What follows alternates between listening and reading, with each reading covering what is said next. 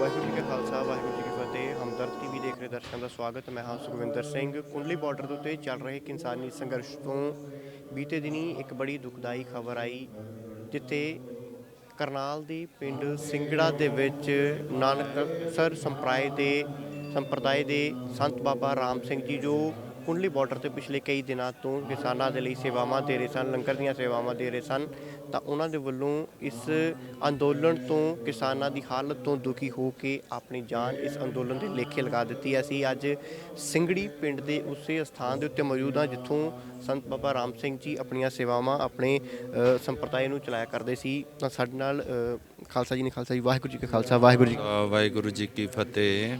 ਖਾਲਸਾ ਜੀ, ਜਿਹੜੀ ਬੀਤੇ ਦਿਨੀ ਜੋ ਘਟਨਾ ਵਾਪਰੀ ਹੈ, ਸੰਤ ਬਾਬਾ ਰਾਮ ਸਿੰਘ ਜੀ ਦੇ ਵੱਲੋਂ ਕਿਹਾ ਗਿਆ ਵੀ ਮੈਂ ਇਸ ਸੰਘਰਸ਼ ਤੋਂ, ਕਿਸਾਨਾਂ ਦੀ ਹਾਲਤ ਦੇਖ ਕੇ ਬਹੁਤ ਮੇਰਾ ਮਨ ਦੁਖੀ ਸੀ, ਇਸ ਕਰਕੇ ਮੈਂ ਆਪਣਾ ਆਪ ਸਮਰਪਿਤ ਕਰ ਰਿਹਾ ਇਸ ਅੰਦੋਲਨ ਨੂੰ, ਕਿਵੇਂ ਦੇਖ ਰਹੇ ਹੋ? ਪਰਮ ਪੂਜਯ ਬਾਬਾ ਜੀ ਜਦੋਂ ਦਾ ਅੰਦੋਲਨ ਆਰੰਭ ਹੋਇਆ, ਉਦੋਂ ਤੋਂ ਉਸ ਦੇ ਪ੍ਰਤੀ ਬੜੇ ਧਿਆਨ ਰੱਖਦੇ ਸਨ, ਉਸ ਦਾ ਕਿ ਕੀ ਹੋ ਰਿਹਾ ਹੈ, ਕਿਵੇਂ ਹੈ, ਸਰਕਾਰ ਕਿਹੜਾ ਸਟੈਪ ਲੈ ਰਹੀ ਹੈ, ਕਿਸਾਨ ਕੀ ਕਰ ਰਹੇ ਹਨ।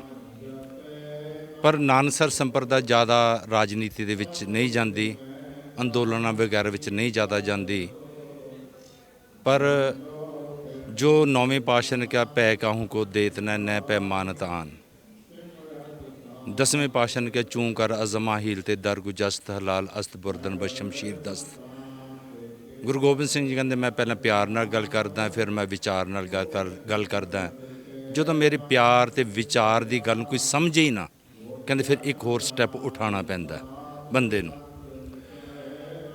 ਬਾਬਾ ਜੀ 9 ਤਰੀਕ ਨੂੰ ਕੁੰਡਲੀ ਬਾਰਡਰ ਗਏ, ਉੱਥੇ ਸਾਰਾ ਉਹਨਾਂ ਨੇ ਦ੍ਰਿਸ਼ ਦੇਖਿਆ। ਆਪਣੇ ਕਰ ਕਮਲਾਂ ਦੇ ਨਾਲ 5 ਲੱਖ ਰੁਪਈਆ ਉੱਥੇ ਕਿਸਾਨ ਅੰਦੋਲਨ ਨੂੰ ਸੇਵਾ ਵੀ ਭੇਜੀ।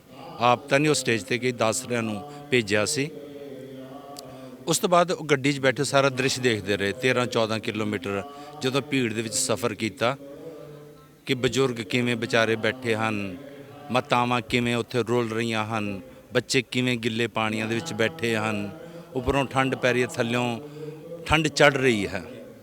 ਇਹ ਉਹਨਾਂ ਦੇ ਹਿਰਦੇ ਨੂੰ ਪੀੜਾ ਪਹੁੰਚਾਉਣੀ ਸ਼ੁਰੂ ਕਰ ਦਿੱਤੀ। 9 ਤਰੀਕ ਤੋਂ ਲੈ ਕੇ 15 ਤਰੀਕ ਤੱਕ ਉਹ ਜਿਹਨੂੰ ਵੀ ਮਿਲਦੇ ਉੱਥੇ ਦੀ ਹੀ ਗੱਲ ਕਰਦੇ, ਅਤੇ ਇਹ ਕਹਿੰਦੇ ਕਿ ਮੇਰੇ ਅੰਦਰ ਉਹ ਦ੍ਰਿਸ਼ ਚੱਲ ਰਿਹਾ ਹੈ ਅਤੇ ਮੇਰੇ ਹਿਰਦੇ ਨੂੰ ਦੁੱਖ ਪਹੁੰਚਾ ਰਿਹਾ, ਕਿ ਮੇਰੇ ਤੋਂ ਬਰਦਾਸ਼ਤ ਨਹੀਂ ਹੋ ਰਿਹਾ। 15 ਤਰੀਕ ਨੂੰ ਫਿਰ ਸਾਨੂੰ ਬੁਲਾਇਆ, ਕਹਿੰਦੇ ਚਲੋ ਚੱਲੀਏ। ਜਦੋਂ ਚੱਲਣ ਦੀ ਤਿਆਰੀ ਹੋਈ, ਫਿਰ ਉਹਨਾਂ ਨੇ ਪਾਣੀਪਤ ਦੀ ਸੰਗਤ ਨੂੰ ਕੀਤਾ ਕਿ 500 ਕੰਬਲ ਦਾ ਇੰਤਜ਼ਾਮ ਕਰੋ, ਕਿ ਜਿਹੜੇ ਉੱਥੇ ਠੰਡ ਨਾਲ ਵਿਚਾਰੇ ਮਰ ਰਹੇ ਹਨ, ਕਿ ਜਿੰਨਾ ਕੁ ਆਪਾਂ ਕਰ ਸਕਦੇ ਹਾਂ ਆਪਾਂ ਉਹਨਾਂ ਨੂੰ ਦੇ ਕੇ ਆਈਏ। ਬਾਬਾ ਜੀ ਆਪ ਤਾਂ ਫਿਰ ਨਹੀਂ ਸਟੇਜ 'ਤੇ ਗਏ, ਕੰਬਲ ਵਗੈਰਾ ਭੇਜੇ ਸਟੇਜ 'ਤੇ, ਆਪ ਗੱਡੀ 'ਚ ਹੀ ਰਹੇ। ਫਿਰ ਆ ਕੇ ਰਾਤ ਨੂੰ ਉੱਥੋਂ ਬਾਬਾ ਜੀ ਟਿਕਰੀ ਬਾਰਡਰ ਚਲੇ ਗਏ। ਪਹਿਲਾਂ ਕੁੰਡਲੀ ਬਾਰਡਰ ਗਏ, ਉੱਥੇ ਕੰਬਲ ਦਿੱਤੇ। ਫਿਰ ਰਾਤ ਨੂੰ 10 ਵਜੇ ਉੱਥੋਂ ਟਿਕਰੀ ਬਾਰਡਰ ਚਲੇ ਗਏ। ਉੱਥੇ 12 ਵਜੇ ਪਹੁੰਚੇ। ਉੱਥੇ ਜਿਹੜੇ ਇਸ ਇਲਾਕੇ ਦੇ ਉੱਥੇ ਕਿਸਾਨ ਅੰਦੋਲਨ ਦੇ ਵਿੱਚ ਹਨ ਇਨਸਾਨ, ਉਹਨਾਂ ਨੂੰ ਮਿਲੇ, ਉਹਨਾਂ ਦੀ ਹੌਸਲਾ ਅਫਜ਼ਾਈ ਕੀਤੀ, ਉਹਨਾਂ ਨੂੰ ਥੋੜ੍ਹਾ ਉਤਸ਼ਾਹਿਤ ਕੀਤਾ। ਫਿਰ ਰਾਤ ਨੂੰ 2:30 ਵਜੇ ਵਾਪਸ ਪਹੁੰਚੇ ਇੱਥੇ। ਜਿਸ ਤਰ੍ਹਾਂ 2:30 ਵਜੇ ਵਾਪਸ ਪਹੁੰਚੇ, ਆਪਣੇ ਸੇਵਾਦਾਰ ਨੂੰ ਕਹਿੰਦੇ ਅੱਧੇ ਘੰਟੇ ਬਾਅਦ, ਕਹਿੰਦੇ ਮੇਰਾ ਮਨ ਨਹੀਂ ਲੱਗ ਰਿਹਾ, ਚੱਲ ਆਪਾਂ ਫਿਰ ਚੱਲੀਏ ਵਾਪਸ। ਇੱਥੋਂ ਵਾਪਸ ਆ ਕੇ ਦੁਬਾਰਾ ਚਲੇ ਗਏ?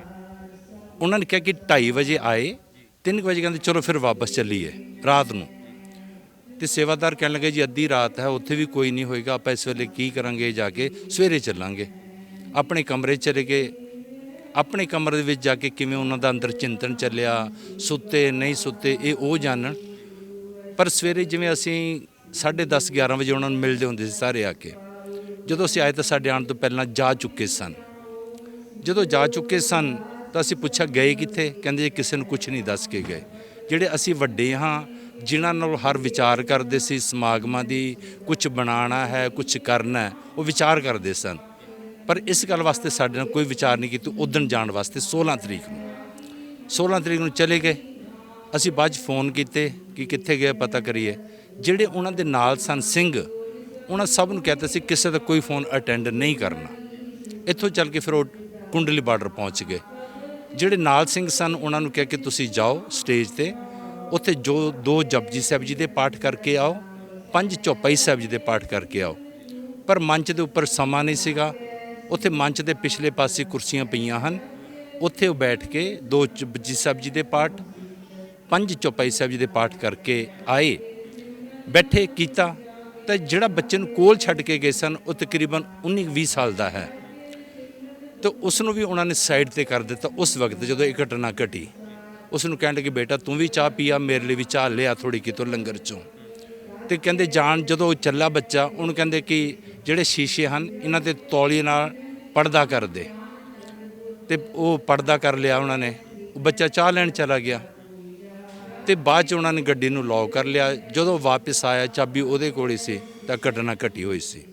ਉੱਥੋਂ ਫਿਰ ਗੱਡੀ ਦੇ ਵਿੱਚੋਂ ਉਹਨਾਂ ਦੀ ਹੱਥ ਲਿਖਤ ਇੱਕ ਚਿੱਠੀ ਮਿਲੀ ਜਿਹੜੀ ਆਪ ਸਭ ਤੱਕ ਪਹੁੰਚ ਹੀ ਚੁੱਕੀ ਹੈ। ਉਹਦੇ ਵਿੱਚ ਉਹਨਾਂ ਨੇ ਸਪਸ਼ਟ ਕੀਤਾ ਹੈ ਕਿ ਕੋਈ ਕਿਸੇ ਢੰਗ ਨਾਲ ਰੋਸ ਪ੍ਰਗਟ ਕਰ ਰਿਹਾ ਹੈ ਇਸ ਅੰਦੋਲਨ ਦੇ ਅੰਦਰੋਂ ਸਰਕਾਰ ਦੇ ਪ੍ਰਤੀ ਰੋਸ।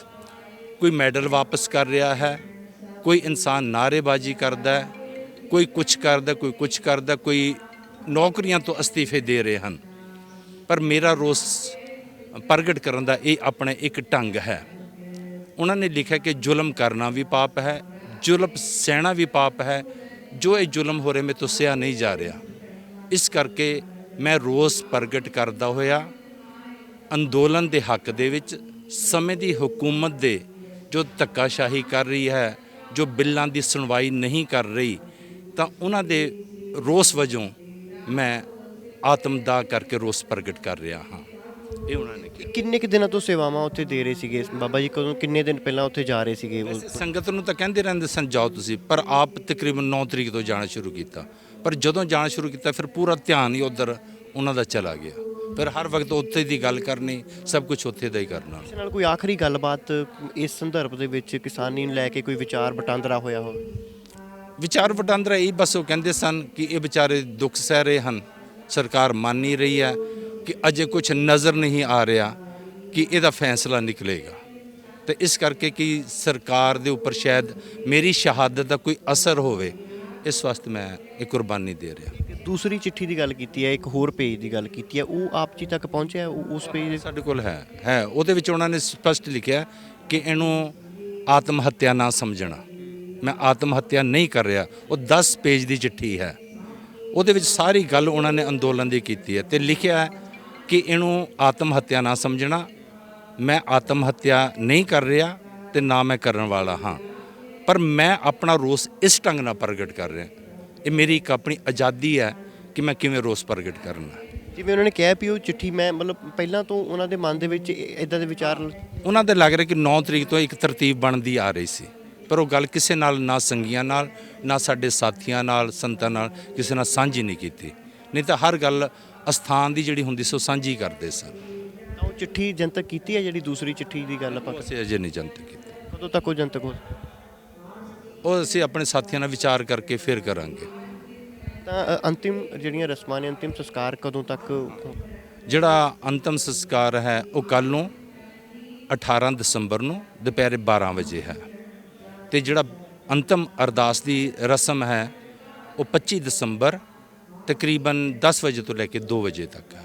ਖਾਲਸਾ ਜੀ, ਤੁਸੀਂ ਵੀ ਇਹ ਸਾਰੇ ਮਾਹੌਲ ਨੂੰ ਦੇਖਿਆ ਹੈ ਲਗਾਤਾਰ, ਜਿਵੇਂ ਬਾਬਾ ਜੀ ਨੇ ਵੀ ਤੁਸੀਂ ਦੱਸਿਆ ਚਿੱਠੀ ਦੇ ਵਿੱਚ ਵੀ, ਜਾਂ ਉਹਨਾਂ ਦੇ ਮਨਾਂ ਦੇ ਵਿਚਾਰ ਵੀ ਐਵੇਂ ਸੀਗੇ ਵੀ ਸਰਕਾਰ ਦੇ ਉੱਤੇ ਜਿਹੜਾ ਉਹ ਜ਼ੁਲਮ ਜਿਸ ਤਰੀਕੇ ਦੇ ਨਾਲ ਕਿਸਾਨ ਠੰਡ ਦੇ ਵਿੱਚ ਉੱਥੇ ਰਾਤਾਂ ਕੱਟ ਰਹੇ ਨੇ, ਟਰੈਲੀਆਂ ਦੇ ਹੇਠਾਂ ਸੌ ਰਹੇ ਨੇ, ਤਾਂ ਉਹਨਾਂ ਕੋਲੋਂ ਉਹਨਾਂ ਦਾ ਦੁੱਖ ਸਹਾਰਿਆ ਨਹੀਂ ਗਿਆ, ਤਾਂ ਉਹਨਾਂ ਨੇ ਸ਼ਹਾਦਤ ਤੁਸੀਂ ਕਹਿ ਰਹੇ ਹੋ ਵੀ ਦੇ ਦਿੱਤੀ। ਕਿਵੇਂ ਲੱਗ ਰਿਹਾ ਤੁਹਾਨੂੰ ਸਰਕਾਰ ਦਾ ਰਵੱਈਆ? ਇਸ ਚੀਜ਼ ਦਾ ਹੁਣ ਅਸਰ ਹੋਣ ਦਾ ਲੱਗਦਾ ਤੁਹਾਨੂੰ ਸਰਕਾਰ? ਦੇਖੋ, ਅਸੀਂ ਜ਼ਿਆਦਾ ਸਿਆਸਤ ਦੇ ਨਾਲ ਨਹੀਂ ਜੁੜੇ ਹੋਏ ਹਾਂ। ਅਸੀਂ ਖਬਰਾਂ ਵੀ ਸਾਧੂ ਲੋਕ ਹਾਂ, ਅਸੀਂ ਖਬਰਾਂ ਵੀ ਬਹੁਤ ਘੱਟ ਦੇਖਦੇ ਹਾਂ। ਕੁਝ ਸਾਧੂ ਹੋ ਕੇ ਵੀ ਰਾਜਨੀਤੀ ਨਾਲ ਜੁੜੇ ਹੁੰਦੇ ਹਨ। ਅਸੀਂ ਰਾਜਨੀਤੀ ਦੇ ਵਿਪਰੀਤ ਵੀ ਨਹੀਂ ਹਾਂ, ਪਰ ਜੋ ਸਾਡੀ ਸੰਪਰਦਾ ਇਹ ਰਾਜਨੀਤੀ ਦੇ ਵਿੱਚ ਜ਼ਿਆਦਾ ਇਨਵੋਲਵ ਨਹੀਂ ਕਰਦੀ ਹੈ। ਇਸ ਕਰਕੇ ਸਾਡੀ ਤਾਂ ਸਰਕਾਰ ਅੱਗੇ ਬੇਨਤੀ ਹੈ ਕਿ ਜਿਹੜੇ ਵਿਚਾਰੇ ਅੰਦੋਲਨ ਕਰ ਰਹੇ ਹਨ, ਕਿਉਂਕਿ ਜਿਹੜੀਆਂ ਸਰਕਾਰਾਂ ਹੁੰਦੀਆਂ ਨੇ ਇੱਕ ਮਾਂ ਤੇ ਬਾਪ ਦੀ ਤਰ੍ਹਾਂ ਹੁੰਦੀਆਂ ਹਨ, ਤਾਂ ਜੇਕਰ ਮਾਂ ਬਾਪ ਹੀ ਪੀੜਾ ਨਾ ਸਮਝਣ ਬੱਚੇ ਦੀ, ਤਾਂ ਫਿਰ ਕੌਣ ਸਮਝੇਗਾ? ਅਸੀਂ ਬੇਨਤੀ ਕਰਨੀ ਚਾਹੁੰਦੇ ਹਾਂ ਕਿ ਤੁਸੀਂ ਇੱਕ ਵਾਰੀ ਬਿੱਲ ਵਾਪਸ ਲੈ ਲਓ, ਕਿਸਾਨਾਂ ਨੂੰ ਬੁਲਾਓ, ਉਹਨਾਂ ਕੋਲ ਵੀ ਸਾਡੇ 'ਚ ਬੈਠੋ, ਬਿੱਲ ਦੁਬਾਰਾ ਬਣਾ ਲਓ। ਆਪਾਂ ਘਰਾਂ ਦੇ ਵੀ ਤਾਂ ਫੈਸਲੇ ਕਰਦੇ ਨਾ, ਇਹ ਆਪਣਾ ਇੱਕ ਦੇਸ਼ ਦਾ ਪਰਿਵਾਰ ਹੈ, ਤਾਂ ਬੈਠ ਕੇ ਹੀ ਨਿਕਲਦੇ ਹਨ। ਤਾਂ ਉਹਨਾਂ ਨੂੰ ਚਾਹੀਦਾ ਕਿ ਆਓ ਭਰਾਵੋ, ਅਸੀਂ ਇੱਕ ਵਾਰੀ ਬਿੱਲ ਵਾਪਸ ਲੈਂਦੇ ਹਾਂ, ਅਸੀਂ ਤੁਹਾਡੇ ਨਾਲ ਬੈਠ ਕੇ ਬਿੱਲ ਬਣਾਉਂਦੇ ਹਾਂ। ਇੰਨੀ ਵੀ ਹੰਕਾਰ ਨਹੀਂ ਕਰਨਾ ਚਾਹੀਦਾ ਕਿ ਜੋ ਮੈਂ ਕਰਦਾ ਉਹ ਠੀਕ ਹੀ ਹੈ। ਕੋਈ ਇਹ ਤਾਂ ਨਹੀਂ ਕਿ ਹਰ ਇਨਸਾਨ ਜੋ ਕਰਦਾ ਉਹ ਠੀਕ ਹੀ ਹੈ। ਹਰ ਇਨਸਾਨ ਗਲਤੀ ਕਰਦਾ। ਸਾਡੇ ਗੁਰੂ ਸਾਹਿਬ ਨੇ ਤਾਂ ਕਿਹਾ ਭੁੱਲਣ ਅੰਦਰ ਸਭ ਕੋ। ਕਹਿੰਦੇ ਜੇ ਭੁੱਲ ਨਹੀਂ ਕਰਦਾ, ਇੱਕ ਗੁਰੂ ਨਹੀਂ ਕਰਦਾ ਤੇ ਇੱਕ ਰੱਬ ਨਹੀਂ ਕਰਦਾ। ਬਾਕੀ ਹਰ ਇਨਸਾਨ ਭੁੱਲਾਂ ਕਰਦਾ।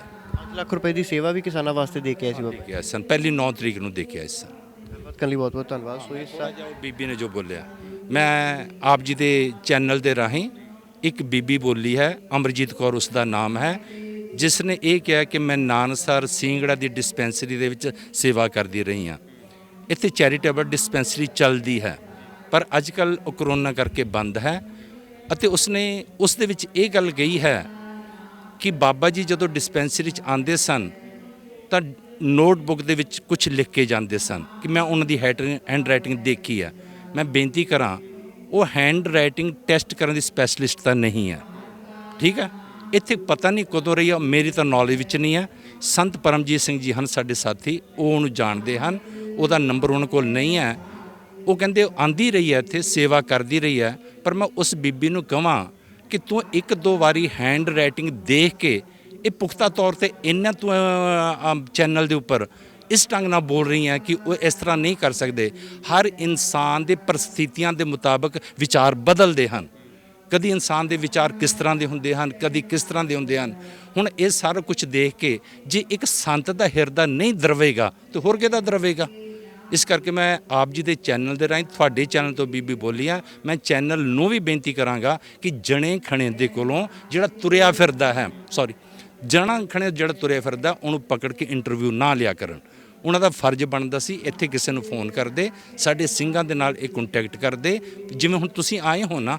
ਤਾਂ ਇਸ ਕਰਕੇ ਇਹ ਚਾਹੀਦਾ ਹੈ ਕਿ ਜਿਹੜੇ ਗੁਰਮੁਖ ਪਿਆਰੇ ਜਿਸ ਸੰਸਥਾ ਨਾਲ ਜੁੜੇ ਹਨ, ਉਹਨਾਂ ਨੂੰ ਕੰਟੈਕਟ ਕਰਕੇ ਦੁਨੀਆ ਤੱਕ ਸੰਦੇਸ਼ ਪਹੁੰਚਾਇਆ ਜਾਏ, ਤਾਂ ਕਿ ਸੰਦੇਸ਼ ਸਹੀ ਢੰਗ ਨਾਲ ਪਹੁੰਚ ਸਕੇ, ਤਾਂ ਕਿ ਦੁਨੀਆ ਵਿਚਾਰੀ ਭੰਬਲ ਭੁੱਸੇ ਵਿੱਚ ਨਾ। ਸਾਡਾ ਵੀ ਮੰਤਵ ਇਹੀ ਹੈ ਵੀ ਅਸੀਂ ਬੇਸ਼ੱਕ ਉਹ ਸਵਾਲ ਉੱਠੇ ਨੇ, ਅਸੀਂ ਵੀ ਉਸ ਸਵਾਲ ਦਾ ਜਵਾਬ ਦੇ ਵਾਸਤੇ ਤੁਹਾਨੂੰ ਸਵਾਲ ਇਸ ਕਰਕੇ ਨਹੀਂ ਕੀਤਾ ਕਿਉਂਕਿ ਇੱਥੇ ਮਾਹੌਲ ਇੱਕ ਪਾਸੇ ਇੱਕ ਜਾਨ ਕਿਸਾਨਾਂ ਦੇ ਲੇਖੇ ਲੱਗੀ ਹੈ। ਤਾਂ ਅਜਿਹੇ ਮਾਹੌਲ ਦੇ ਵਿੱਚ ਆਪਾਂ ਸਵਾਲ ਕਰਦੇ ਨਹੀਂ ਚੰਗੇ ਲੱਗ ਰਹੇ, ਪਰ ਲੋਕਾਂ ਦੀ ਆਵਾਜ਼ ਇੱਕ ਪਲੇਟਫਾਰਮ ਹੁੰਦਾ, ਉਹਦੇ ਉੱਤੇ ਲੋਕ ਆ ਕੇ ਬੋਲ ਜਾਂਦੇ। ਤੁਹਾਨੂੰ ਕਿਉਂ ਲੱਗਦਾ ਉਹ ਕਿਉਂ ਇਦਾਂ ਕਹਿ ਰਹੇ ਆ? ਕੋਈ ਉਹਨਾਂ ਦੀ ਕੋਈ ਰੰਜਿਸ਼ ਤਾਂ ਨਹੀਂ ਸੀਗੀ? ਕਦੀ ਕਿਸੇ ਨਾਲ ਕੋਈ ਗੱਲਬਾਤ ਤਾਂ ਨਹੀਂ ਹੋਈ ਪੁਰਾਣੀ ਉਸ ਲੇਡੀ ਦੀ ਜਿਹਦੀ ਤੁਸੀਂ ਗੱਲ ਕਰ ਰਹੇ ਹੋ? ਦੇਖੋ, ਮੈਂ ਆਪ ਜੀ ਨੂੰ ਕਿ ਮੈਂ ਉਸ ਲੇਡੀਜ਼ ਨੂੰ ਨਹੀਂ ਜਾਣਦਾ, ਪਰ ਬਾਬਾ ਰਾਮ ਸਿੰਘ ਜੀ ਇੱਕ ਐਸੀ ਸ਼ਖਸੀਅਤ ਸਨ, ਉਹਨਾਂ ਦੇ ਪ੍ਰਤੀ ਕਿਸੇ ਨੂੰ ਰੰਜਿਸ਼ ਹੋ ਹੀ ਨਹੀਂ ਸਕਦੀ। ਅੱਜ ਸਾਰੀ ਪਬਲਿਕ ਹੈ, ਤੁਸੀਂ ਕਿਸੇ ਨੂੰ ਪੁੱਛ ਲਓ ਕਿ ਬਾਬਾ ਰਾਮ ਸਿੰਘ ਜੀ ਇੰਨੇ ਮਿੱਠ ਬੋਲੜੇ, ਇੰਨੇ ਹਰ ਨੂੰ ਆਪਣੇ ਗਲੇ ਨਾਲ ਲਗਾਉਣ ਵਾਲੇ, ਉਹਨਾਂ ਦੇ ਪ੍ਰਤੀ ਕਿਸੇ ਦੀ ਰੰਜਿਸ਼ ਨਹੀਂ ਹੋ ਸਕਦੀ। ਤਾਂ ਇਹ ਵੀ ਤਾਂ ਹੋ ਸਕਦਾ ਹੈ ਕਿ ਸਮੇਂ ਦੀਆਂ ਹਕੂਮਤਾਂ ਹੱਥ ਕੰਡੇ ਅਲੱਗ-ਅਲੱਗ ਢੰਗਾਂ ਨਾਲ ਵਰਤਦੀਆਂ ਹਨ। ਕਿਸੇ ਵੀ ਬੰਦੇ ਨੂੰ ਜਿਹੜਾ ਰਾਜਨੀਤੀ ਦਾ ਹੈ ਸ਼ਾਮ ਦਾਮ ਡੰਡ ਭੇਦ, ਉਹ ਲਾਗੂ ਕਰਕੇ ਕਿਸੇ ਨੂੰ ਵੀ ਖੜਾ ਕਰ ਸਕਦੇ ਹਨ। ਕੌਣ ਹੀ ਇਨਸਾਨ ਪੈਸੇ ਤੇ ਤੇਜਦਾ, ਕੌਣ ਹੀ ਇਨਸਾਨ ਡੰਡੇ ਤੋਂ ਡਰਦਾ, ਕੀ ਪਤਾ ਕਿਸੇ ਨੇ ਐਵੇਂ ਖੜਾ ਕੀਤਾ ਹੋਵੇ। ਤੇ ਇਸ ਕਰਕੇ ਮੈਂ ਇੱਕ ਬੇਨਤੀ ਕਰ ਦੇਵਾਂ ਆਪ ਜੀ ਦੇ ਚੈਨਲ ਰਾਹੀਂ, ਉਹ ਲਿਖਤ ਸਾਡੇ ਕੋਲ ਵੀ ਹੈ। ਤਾਂ ਜੇਕਰ ਜਿਹੜੇ ਟੈਸਟ ਕਰਦੇ ਹਨ ਹੈਂਡ ਰਾਈਟਿੰਗ ਦੀਆਂ ਕਿ ਓਰੀਜਨਲ ਹੈ ਕਿ ਗਲਤ ਹੈ, ਉਹ ਕਿਸੇ ਵੀ ਜਗ੍ਹਾ ਤੇ ਕਰ ਸਕਦੇ ਹਨ।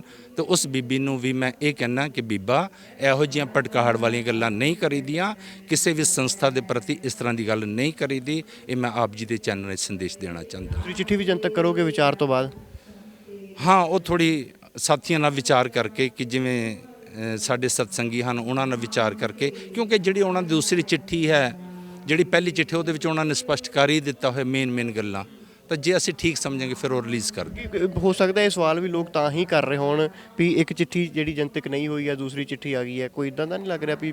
ਕੋਈ ਨਹੀਂ, ਜੇ ਜ਼ਰੂਰਤ ਪਈ ਅਸੀਂ ਕਰ ਦਿਆਂਗੇ। ਗੱਲਬਾਤ ਕਰਨ ਲਈ ਧੰਨਵਾਦ। ਸੋ ਇਹ ਸਨ ਸੰਤ ਬਾਬਾ ਭੋਲਾ ਸਿੰਘ ਜੀ, ਜਿਨ੍ਹਾਂ ਦੇ ਵੱਲੋਂ ਵਿਸਥਾਰ ਦੇ ਵਿੱਚ ਇਸ ਪੂਰੀ ਘਟਨਾ ਦੇ ਬਾਰੇ ਜਾਣਕਾਰੀ ਦਿੱਤੀ। ਔਰ ਉੱਥੇ ਹੀ ਜਿਹੜੀ ਇੱਕ ਮਹਿਲਾ ਦੇ ਵੱਲੋਂ ਇਲਜ਼ਾਮ ਲਗਾਏ ਸੀ ਵੀ ਇਹ ਰਾਈਟਿੰਗ ਜਿਹੜੀ ਹੈ ਸੰਤ ਬਾਬਾ ਜਿਨ੍ਹਾਂ ਦੀ ਦੇਹਾਂਤ ਹੋਇਆ ਉਹਨਾਂ ਦੀ ਨਹੀਂ ਹੈ। ਤਾਂ ਉਹਨਾਂ ਨੇ ਸਪਸ਼ਟ ਕੀਤਾ ਹੈ ਵੀ ਇਹ ਰਾਈਟਿੰਗ ਜਿੱਥੇ ਮਰਜ਼ੀ ਤੁਸੀਂ ਚੈੱਕ ਕਰਵਾ ਸਕਦੇ ਹੋ, ਟੈਸਟ ਕਰਵਾ ਸਕਦੇ ਹੋ, ਇਹ ਰਾਈਟਿੰਗ ਉਹਨਾਂ ਦੀ ਹੀ ਹੈ। ਇਸੇ ਕਰਕੇ ਉਹਨਾਂ ਨੇ ਉਸ ਮਹਿਲਾ ਨੂੰ ਵੀ ਜਵਾਬ ਦਿੱਤਾ ਹੈ। ਕੈਮਰਾ ਪਰਸਨ ਵਰਿੰਦਰ ਮਹਿਰਾ ਨਾਲ ਸੁਖਵਿੰਦਰ ਸਿੰਘ, ਹਮਦਰਦ ਟੀਵੀ, ਕੁੰਡਲੀ ਬਾਰਡਰ, ਸਿੰਗੜਾ।